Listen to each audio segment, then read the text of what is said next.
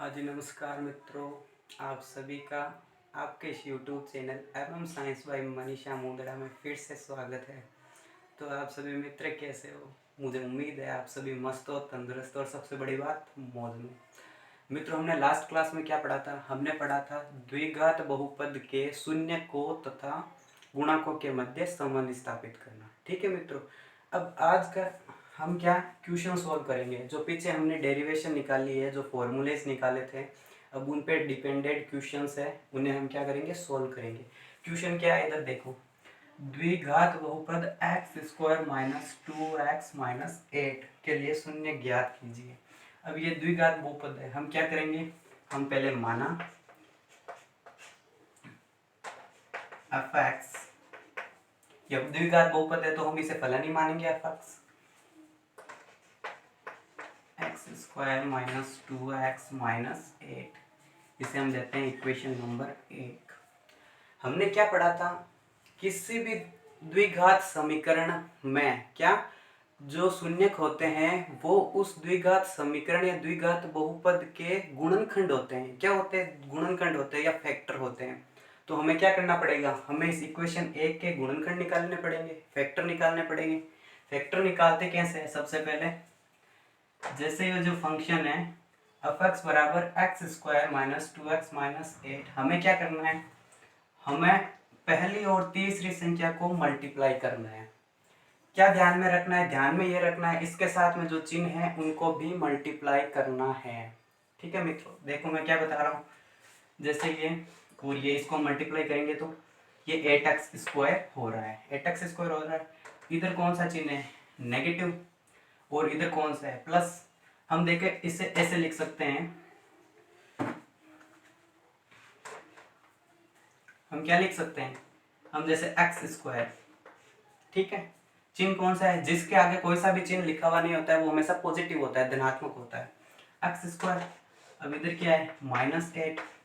मैं बोल रहा हूँ प्लस और माइनस, पॉजिटिव और नेगेटिव जब भी मल्टीप्लाई हो गया तो क्या होगा? नेगेटिव प्राप्त होगा, हमें हमेशा ऋणात्मक मान प्राप्त होने वाला है। प्लस और माइनस, मैं बोल रहा हूँ प्लस और माइनस कभी भी मल्टीप्लाई होते हैं तो नेगेटिव मान प्राप्त होता है, तो आगे चिन्ह कौन सा आएगा? नेगेटिव आने वाला है। अब एक्स स्क्वायर 8 से गुणा होगा तो क्या होगा? Minus 8x square, minus 8x square होगा। अब ये जो पहली और तीसरी संख्या है इसको मल्टीप्लाई किया है तो हमें अब क्या देखना है, ये जो बीच की संख्या है, एक चर वाला पद है, एक घात वाले चर का जो पद है, अब उसमें हमें ऐसे कॉन्सेप्ट लगाना है कि चाहे जोड़े चाहे घटाए हमें ये मान प्राप्त होना चाहिए। चाहे जोड़े चाहे घटाए हमें कौन सा मान प्राप्त होना चाहिए? ये जो पहली और तीसरी संख्या का मान हमने अभी गुणनफल करके जो प्राप्त किया था वो हमें मान प्राप्त होना चाहिए। और ध्यान में क्या रखना है, विशेष बात जो हमें ध्यान में रखनी है वो ध्यान रखनी है, इनके जो चिन्ह हैं आगे लिखे हुए हैं नेगेटिव है तो हमें ऐसा ध्यान में रखना है कि हम कैसे भी जोड़े या कैसे भी घटाए हमें क्या मान प्राप्त होना चाहिए? नेगेटिव प्राप्त होना चाहिए। अब यहाँ माइनस 2x है, क्या है? Minus 2x। अब मैं बोल रहा हूं हमें 8x स्क्वायर कैसे प्राप्त हो सकता है? माइनस का -4x, -4x और 2x को हम यदि मल्टीप्लाई करें, -4x और 2x को यदि हम मल्टीप्लाई करें तो क्या प्राप्त हो रहा है? ये 8, 4 into 2 8, x multiply x square. और मैं बोल रहा हूँ पॉजिटिव और नेगेटिव जब भी मल्टीप्लाई होते हैं तो हमेशा नेगेटिव मान प्राप्त होता है, तो इसके आगे क्या आ जाएगा? -8x square. तो ये कॉन्सेप्ट हमारा बन रहा है कि इधर भी -8x स्क्वायर हो रहा है और इनको मल्टीप्लाई कर रहे हैं तो भी 8x स्क्वायर हो रहा है, लेकिन हमें बीच में मल्टीप्लाई नहीं करना है। ये तो हमें इसका पता लगाने के लिए करना है कि हम जो शून्यक निकाल रहे हैं, जो हम फैक्टर निकाल रहे हैं वो सही है या नहीं है। ये तो हमें बीच में प्लस या माइनस का चिन्ह हमेशा आएगा, इसमें हमें जोड़ना है, हमें क्या निकालना है? हमें फैक्टर निकालना है। या तो हम जोड़ेंगे या हम घटाएंगे, पर ये कौन से कॉन्सेप्ट पर होगा कि इसके आगे कौन सा चिन्ह है, जो ये बीच वाली संख्या प्राप्त हुई है इसके आगे कौन सा चिन्ह है, ये इसमें मैटर करेगा। अब जैसे मैं यहाँ पर बोल रहा हूँ पॉजिटिव चिन्ह आएगा, पॉजिटिव चिन्ह लेने का क्या कारण है कि -4x प्लस 2x ये जब भी ऐड होंगे तो हमें पता है माइनस की संख्या ज्यादा है, माइनस की संख्या ज्यादा है, तो -4x + 2x ये घटेगा, घटने वाला है। 4x से 2x निकलेगा, कितने रहने वाला है 2x। 2x और चिन्ह कौन सा है यहाँ पर, बड़ा कौन सा चिन्ह है, माइनस का चिन्ह है, माइनस का चिन्ह बड़ा है, तो यहाँ पे कौन सा चिन्ह आने वाला है -2x। कौन सा चिन्ह आने वाला है -2x।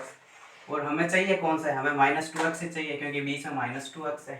तो ये हमारा फैक्टर सही बन रहा है। आई बात समझ में। तो हमारे क्या क्या फैक्टर बन रहे हैं, हमारे फैक्टर बन रहे हैं -4x + 2x बन रहा है। अब कैसे बनेगा ये मैंने आपको बता दिया है। इस वीडियो को बार बार देखना, एक बार में हो सकता है आपके समझ में नहीं आए, 2 बार देखना, 3 बार देखना, पर ये डेफिनेटली मैं 100% बोल सकता हूँ कि आपके एकदम समझ में आ जाएगा। शून्य कैसे निकालते हैं, इसके लिए कैसे गुणनखंड करते हैं, मैटर करता है गुणनखंड निकालना।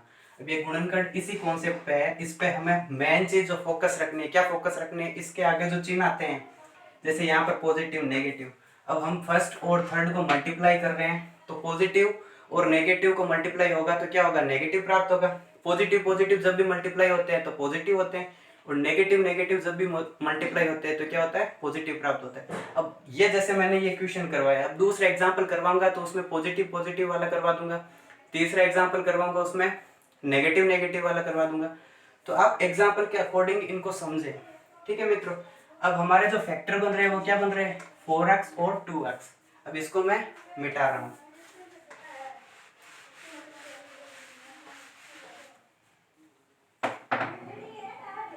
ठीक है मित्रों, इक्वेशन 1 क्या है, f(x) = x²। अब मैं बोल रहा हूँ इसके जगह हम ये लिख सकते हैं, हमने फैक्टर बना लिए, इसके टुकड़े कर लिए, -4x + 2x - 8। ठीक है मित्रों। अब हमें क्या करना है, हमें पहले दो और अंतिम दो में कॉमन देखना है कि कॉमन कौन सी संख्या आ रही है, और जो कॉमन आ रही है वो बाहर आ जाएंगे और बाकी के सारे कोष्टक में आ जाएंगे। ठीक है, कोष्टक का मतलब देखो यहाँ पर मैं बोल रहा हूँ इन दो को अलग अलग लेना है हमें। अब यहाँ कॉमन क्या आ रहा है, x कॉमन आ रहा है। क्या कॉमन आ रहा है, x कॉमन आ रहा है। अब इसके आगे गुणा में क्या है, 1 है और इधर 4 है, तो ये 4 तो कॉमन आने वाला नहीं है। और इधर x है, x² है तो कॉमन आ रहा है x। यहाँ क्या बचने वाला है, x माइनस यहाँ क्या बचने वाला है 4। अब इधर क्या कॉमन आएगा, ये ध्यान रखना हमेशा कि जब भी फैक्टर बनते हैं तो ये वाला और अब यहाँ पर जो बनने वाला है कोष्टक में वो हमेशा सेम होगा। वो क्या होने वाला है, सेम होगा। क्यों, क्योंकि द्विघात बहुपद में हमने क्या पढ़ा है कि शून्य 2 प्राप्त होंगे, और ये जब सेम प्राप्त होगा ये वाला और ये वाला, तो एक तो इसका शून्य हो जाएगा ये, और दूसरा ये वाला और ये वाला ऐड होके। देखिए कैसे, इसका हमने कॉमन ले लिया कैसे। अब इसमें क्या होगा, इसका कॉमन क्या आ रहा है, 2 कॉमन आ रहा है, 2 कॉमन आ रहा है। क्यों, क्योंकि इसमें 8 है, 2 का भाग 8 में 4 बार जा रहा है, तो इधर क्या बच रहा है, x माइनस 2 का भाग 8 में 4 बार, x - 4, इधर भी x - 4। अब हम इसे कैसे लिख सकते हैं, अब हम इसे लिख सकते हैं x + 2, ये x + 2 और ये x - 4। ये बन रहे हैं इसके फैक्टर, ये फैक्टर इसके बन रहे हैं। ठीक है मित्रों, अब इसको एक बार आप नोट डाउन कर लो।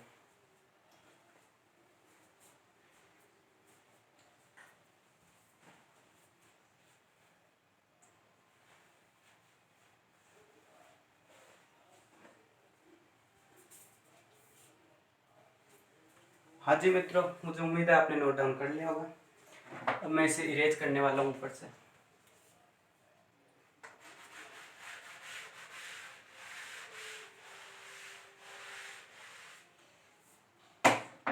अपक्ष क्या प्राप्त हो रहा है, हमें फलन,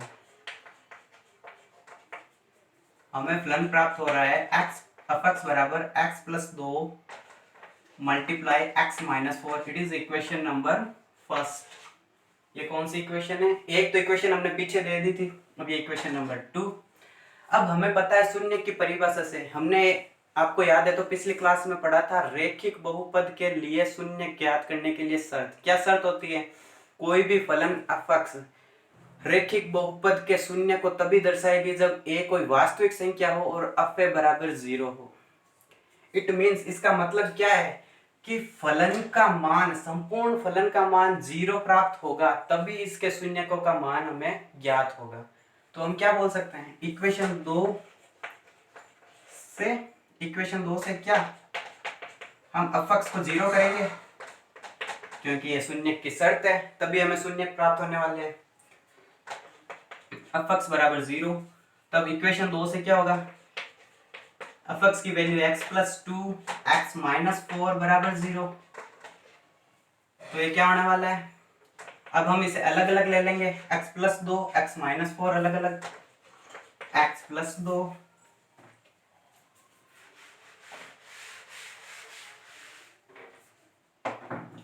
x प्लस 2 बराबर 0, x माइनस 4 बराबर 0। ठीक है मित्रों, हमने इसे अलग अलग कर दिया क्योंकि हमें दो शून्य ज्ञात करने हैं द्विघात समीकरण के लिए। अब ये पॉजिटिव है, ये इधर जाएगा तो क्या हो जाएगा, नेगेटिव, क्यों, पक्षांतरण हो रहा है, x बराबर -2। अब ये इधर नेगेटिव है तो जीरो के इस साइड में जाने वाला है, क्या हो जाएगा 0 प्लस 4, पॉजिटिव होने वाला है क्योंकि इधर नेगेटिव है, तो ये अपना पक्ष चेंज करेगा तो पॉजिटिव हो जाएगा, x बराबर 4। तो हमें ये दो शून्य प्राप्त हो गए, कौन कौन से, -2 और -2 और 4। क्यों है ये शून्य, शून्य इसलिए है क्योंकि यदि इनकी वैल्यू हम इस फंक्शन में रखें f(x बराबर x² माइनस 2x माइनस 8), तो वो संपूर्ण फंक्शन क्या प्राप्त होगा, 0 प्राप्त होगा, इसलिए ये समीकरण के क्या है, शून्य है। तो मित्रों मुझे उम्मीद है आज हमने क्या पढ़ा है, द्विघात बहुपद के लिए शून्य ज्ञात करना। ये शून्य ज्ञात करना आप अच्छे तरह से समझ गए होंगे, और एक दो बार इस वीडियो को रिपीट करना, आपको कंफर्म समझ में आ जाएगा। और दोस्तों यदि आपको लगता है कि रियल में आपको फ़ायदा हो रहा है इन सेशनों से, आपको कुछ ना कुछ तो बेनिफिट हो रहा है, तो मेरे चैनल को प्लीज़ सब्सक्राइब कीजिए, शेयर कीजिए और लाइक करना तो भूलें नहीं बिल्कुल भी। धन्यवाद।